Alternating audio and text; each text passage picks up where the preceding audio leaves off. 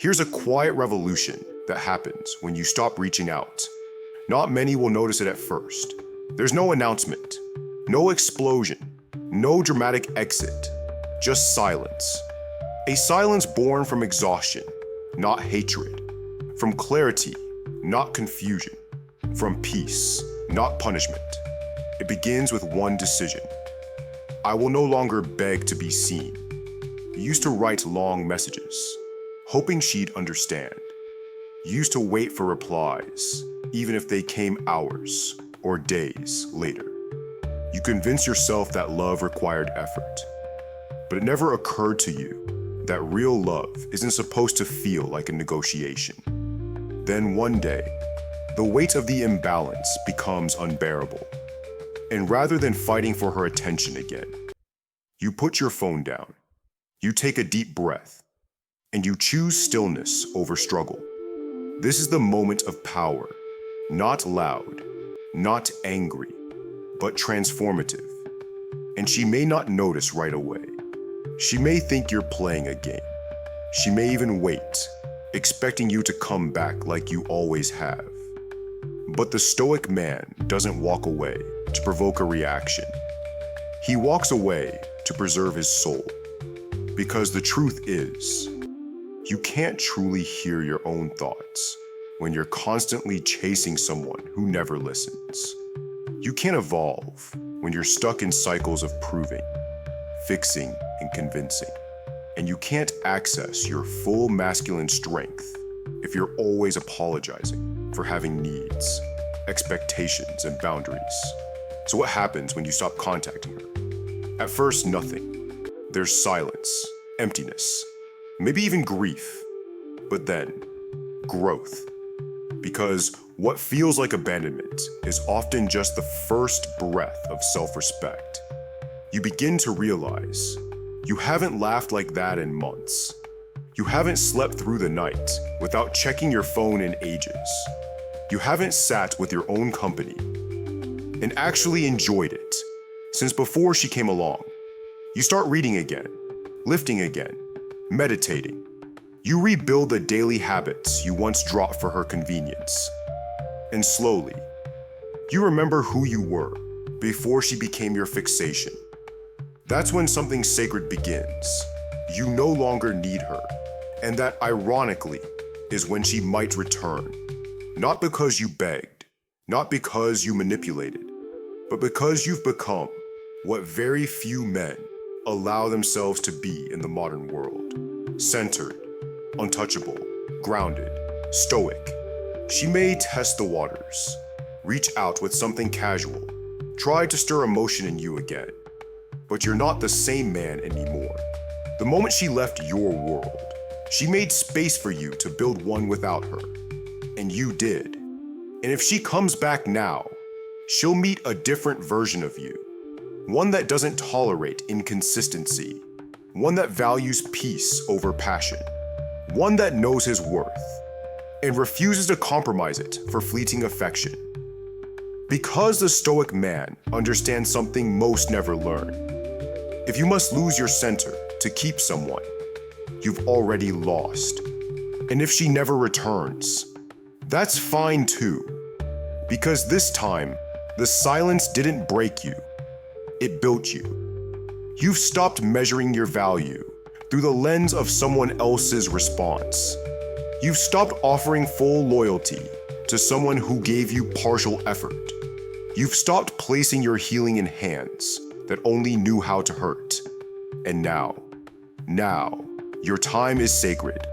Your energy is guarded. Your presence is earned. So what happens when you stop contacting her? You reclaim your throne. You stop chasing what doesn't see your worth. You stop watering a desert, hoping something will grow. You stop explaining yourself to someone committed to misunderstanding you. And in that space, you rise. With the quiet strength of a man who has met his pain and refused to let it turn him bitter. With the calm of a Stoic who understands that peace isn't found in her validation. It's found in letting go. And with the power of someone who doesn't just survive heartbreak, he transforms it. Marcus Aurelius once wrote, "You have power over your mind, not outside events. Realize this, and you will find strength." And that is the Stoic path. When you stop contacting her, you are not retreating. You are returning to the fortress of your own mind, to the temple of your own silence, to the field where your discipline sharpens into destiny. You no longer chase chaos disguised as connection.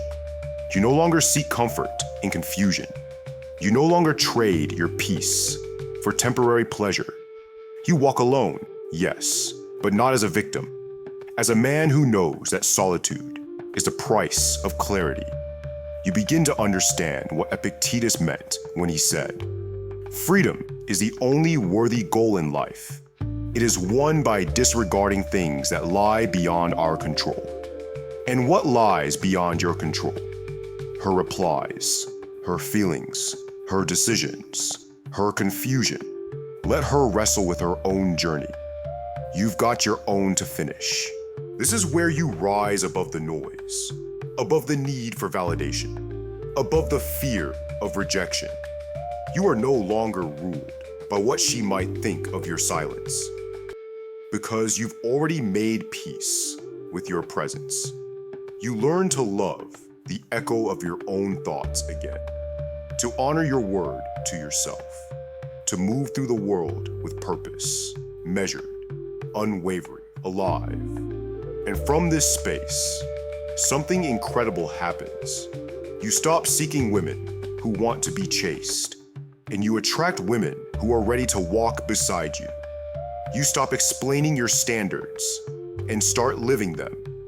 You stop hoping she'll recognize your value and start building a life that reflects it, with or without her in it. That is the Stoic way. We do not beg. We do not chase. We do not crumble. We observe. We choose. We move forward. And when we love, we do so fully, but never foolishly. We give, but not to those who waste. We forgive, but we do not forget. We open our hearts, but never at the cost of closing our eyes. You stopped contacting her, and in doing so, you contacted something far greater.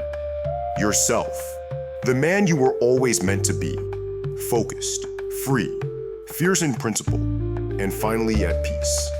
So the next time your fingers hover over the screen, tempted to reach out, pause, not in fear, not in spite, but in full awareness that the man who does not chase is the man who cannot be caught.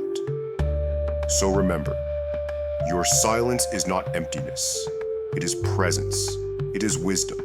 It is a mirror that reflects everything she chose not to see. And when you stop contacting her, you do more than walk away. You walk back into alignment with who you truly are, unshaken, unchained, unapologetically whole. You are not here to chase validation. You are here to embody virtue, to walk with dignity, to speak when necessary, and to be silent when powerful. This is the Stoic mirror, where men return not to bitterness, but to clarity, not to war, but to self-mastery, not to games, but to the timeless truth. The one who needs nothing holds the greatest power of all.